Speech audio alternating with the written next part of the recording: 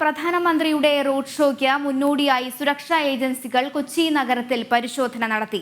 Road show കടന്നുപോകുന്ന Ernakulam KPCC ജംഗ്ഷനു മുതൽ guest house വരെ SPG സുരക്ഷാ ക്രമീകരണങ്ങൾ വിലയിരുത്തി. പ്രധാനമന്ത്രിയെ വരവേൽക്കാൻ വഴികളിൽ BJP പ്രവർത്തകർ അലങ്കാരങ്ങളും ഒരുക്കിയിട്ടുണ്ട്.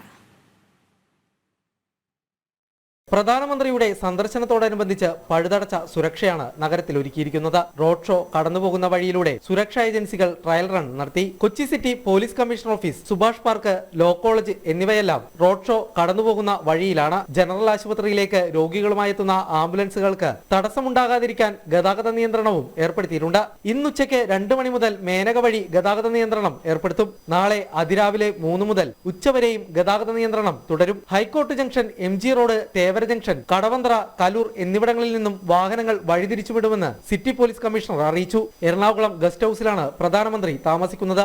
അതിനാൽ ഗസ്റ്റ് ഹൌസിന് സമീപമുള്ള വഴിയിലൂടെ ഗതാഗതം നിയന്ത്രിച്ചിട്ടുണ്ട്. ജനം, കൊച്ചി.